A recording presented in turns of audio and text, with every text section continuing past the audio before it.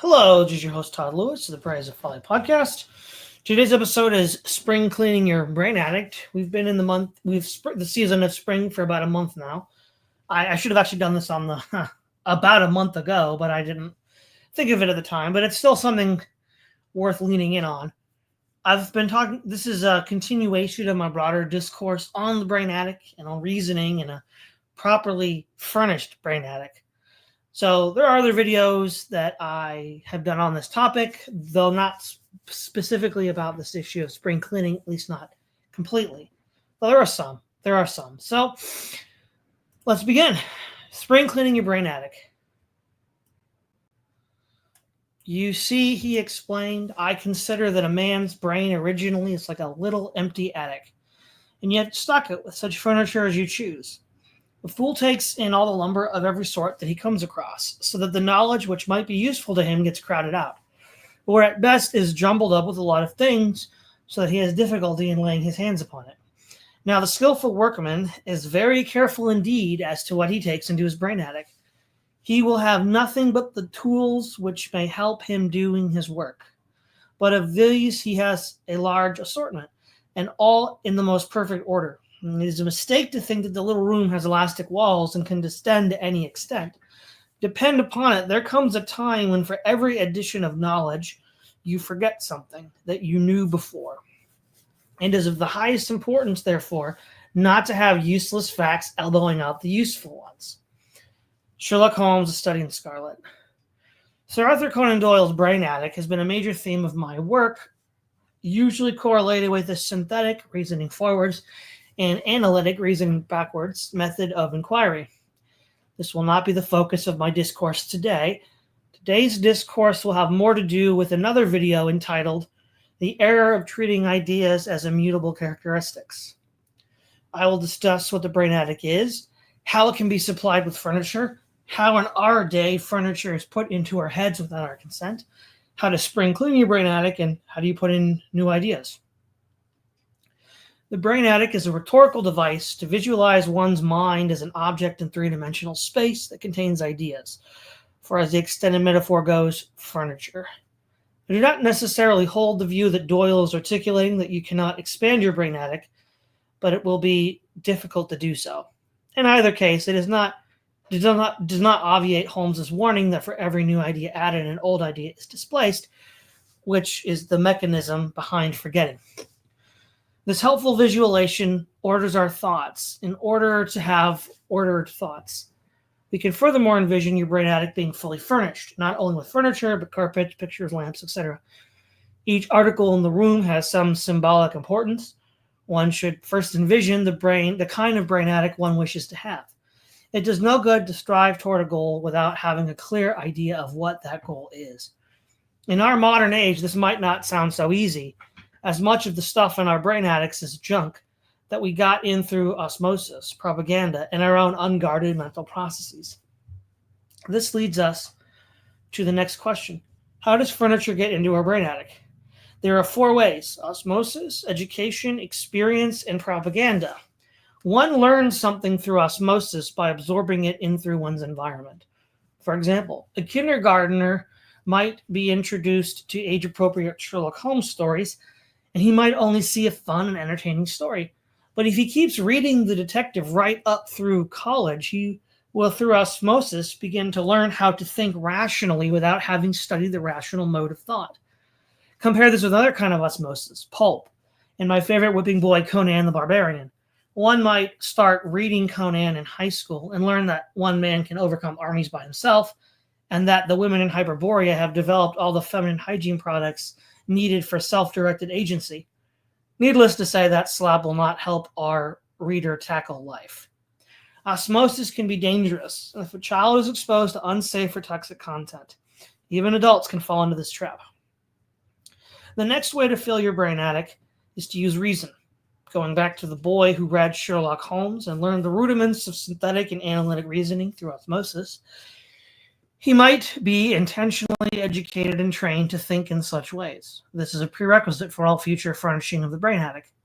If one wishes to avoid being the careless fool who puts any sort of lumber in his brain attic willy-nilly, you must vet each piece of furniture that comes in. This vetting process is reason. In the pre-rational state of a child, this vetting process should be done by the parents or teachers. This second mode is the most important as it preconditions all future additions.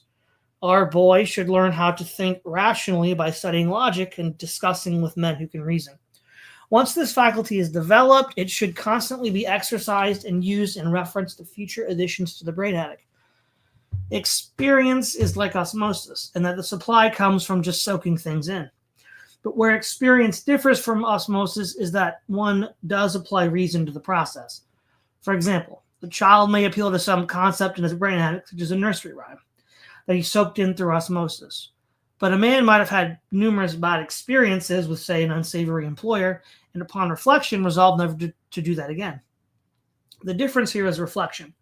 A child cannot reflect on his furnishings provided by osmosis, as he is in the pre-rational phase of life. The man in the rational phase of life can look at these furnishings and then apply reflection and reason to form some definite opinion on the matter. Propaganda is the most insidious way of inserting furnishings into the brain attic. It is often and best done without your knowledge or consent. Propaganda often works through osmosis. As the old Adbusters commercial said, if your service is free, then you are the product. In this regard, propaganda works through osmosis in many, but not always. A point needs to be made that while propaganda can work through osmosis, that does not mean that all osmosis is bad. Osmosis is just a non-rational absorption process of the human mind, which in a normal healthy society is necessary for a man to move from the pre-rational state of the child to the rational state of the man. Since the child cannot think or reason, he cannot use reason to supply the furnishings of the brain attic. But if he has nothing in his brain attic upon reaching his majority, he would be in a very awkward position. Propaganda hacks this reality and tries to keep us from ever thinking again. Let's look at each of the four modes of furnishing your brain attic: osmosis, reason, experience, and propaganda. There is a sense in which osmosis, experience, and propaganda are all passive in the sense that you are absorbing content. Reason is active in that you are intentionally doing something. Experience is furthermore a combination of active and passive, and that the absorption and reason are used in tandem. Propaganda, unlike osmosis, is the result of the absorption of some message given to you by another from a synthetic rather than organic environment.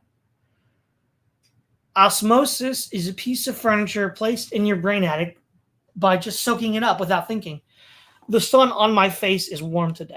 Reasoning is the active use of one's mind towards some end, such as a coroner reasoning analytically to determine cause and time of death.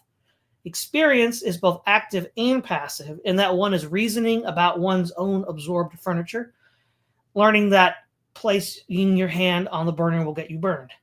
Propaganda is like osmosis in that you absorb things, but unlike osmosis is that the environmental factors are synthetic rather than organic, a jingle getting stuck in your head. How can you differentiate which furnishings in your brain attic are the result of which process? For starters, let's work with the propaganda, our assumed beliefs. The term politically correct, or PC, is often used to describe ideas that must be held and propositions that must be affirmed in order to engage with and get ahead in government. This can also be applied with equal applicability to business and the private sector. There are various versions of the aphorism, but Mark Twain said that you cannot expect a man to understand what his mode of employment requires he does not understand. If you know someone who won't budge on an issue, even after you've met the threshold of evidence that in the past has convinced such a person, then you have hit upon something that person is not incentivized to understand. This might, of course, be a man who doesn't want to lose his job, but he might also not want to lose clout, his standing in society, a love interest, and more. These non-rational emotive beliefs that are held for psychological reasons are prime targets for removal in your brain attic spring cleaning. This is partly what Christ was getting at when he said in Matthew 7, verses 3 to 5, "And why do you look at the speck in your brother's eye, but do not consider the plank in your own eye? How can you say to your brother, let me remove the speck from your eye, and look, a plank is in your own eye? Hypocrite, first remove the plank from your own eye, and then you will see clearly to remove the speck from your brother's eye." If your own brain attic is filled with PC beliefs, how can you instruct someone else on how to remove their own PC beliefs? Well, you can't.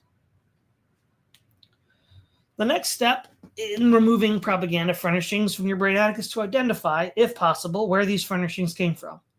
For example, in the modern age, children spend a lot of time watching cartoons and teenagers TV shows and film, where they are in a flow state is induced and ideas are planted in your mind without your thinking. Another source would be growing up with adults forcing you to believe certain things. They weren't going to reason with you. How often have we heard teachers or parents say, "Because I said so"? All these beliefs are the result of someone inserting the idea into your brain attic. This is somewhat different than the prior example of PC beliefs held for economic, political, or romantic reasons, but still not the gold standard of reasoned items. Some of these ideas gained this way might in fact be correct or true, but you have to verify that with reason. Mental furnishings for your brain attic gained from osmosis need to be turned into experience by the process of reflection. Reflection is based on 4 steps: consider, comprehension, consideration, conclusion. So the 4 C's. You first consider something. For example, an experience which has become a piece of furniture in your brain attic. Then you comprehend the mental object of that memory and attempt to describe that in detail. Then you consider the import of this information, and then you form some conclusion based on all of this. For example, you might consider how you felt after an argument with a friend. This is step 1, consider. Then you reflect on the entire sequence of events that led up to, through, and after the argument. This is comprehension. Then you consider the cause and effect, the flow of time, and how each piece fits into the picture and caused the result. This is consideration. Lastly, you formulate some new way to relate to your friend to avoid the argument. This is conclusion. With this 4-step process, you can turn osmosis furnishings into experience furnishings. Let us say you are well on your way to removing furniture from your brain attic. But how do you start putting new furniture in? The first step is you need to have an idea of what you wish your brain attic to contain. For example, true things. But then everybody says that. It is still true nonetheless. Sherlock Holmes also had in mind useful knowledge for work, which of course depends on your profession and is variant. Let us consider that part that should ideally be the same for all men. In philosophy, literature, and history, one finds the idea of a man with a rightly structured mind, aka a brain attic with proper furnishings. This concept exists independently of any time period. He might be a pagan, a Christian, or an Enlightenment rationalist. The point is, his mind is properly furnished and is able to engage with reality and the world successfully. This is a task that should be the role of education, which is not currently the case. I don't expect my listeners to self-educate themselves to the level of Kant, but they can start filling their minds with true things. Cut out the simulation, read books, preferably books written before 1913. Build a sea of ideas that your mind floats on and put those ideas into your mind. Once you move beyond the simulacra and have built a sizable basis of thought, you can start putting furniture back into your brain attic. During this time, you should be still removing old furniture, especially as your brain attic is likely to be static in its dimensions at this time. As I said above, I disagree with Doyle that you cannot expand the brain attic, but that is a more advanced procedure that our spring cleaner is not competent to handle, so the warning for him still holds. Then you can look through your collection of ideas. You can then, using the principles of rational thought, start vetting them to be placed into your brain attic. The reasoning process, as Doyle tells us, consists in 2 modes: reason from principles to conclusions, and from observed facts to probable, if not necessary, causes. In the first case, we have 2 subgenres of reasoning: deductive and inductive. A deductive argument is a top-down approach whereby one uses premises or propositions and places them in a structured reasoning process, for example, a hypothetical syllogism, to get a conclusion. This proper structure is either valid or invalid. A valid argument is one that conforms to a known accepted pattern of logical reasoning. An invalid argument does not. A valid argument might have a false conclusion if any one of the premises are false. But if the premises are true, its conclusion is necessarily true. We call this argument sound. One starts from a premise and then reasons to a conclusion. One needs both a valid structure and true premises to be sound. Inductive reasoning is bottom-up reasoning and operates from observable data. The inductive argument does not guarantee truth, as in the case in a deductive argument, but establishes probabilities. A good example of empirical reasoning is the scientific method of observation, hypothesis formation, testing, and more observations to resume the cycle. This method is powerful but limited in scope, as it does not guarantee truth but only establishes probabilities and cannot be the foundation for the reasoning act.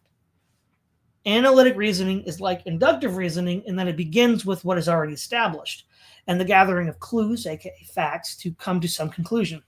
The difference here is that analytical reasoning needs a healthy dose of imagination. Unlike empirical reasoning, you are not merely correlating observations, you are filling in the gaps of observation by inserting concepts that you look for the evidence of. For example, if you found a mechanism in a cave using analytical reasoning, you might conclude that some human intelligence produced it and placed it there. Upon further investigation, you might make some specific observations based on the level of technology, ethnicity, and training of said engineer.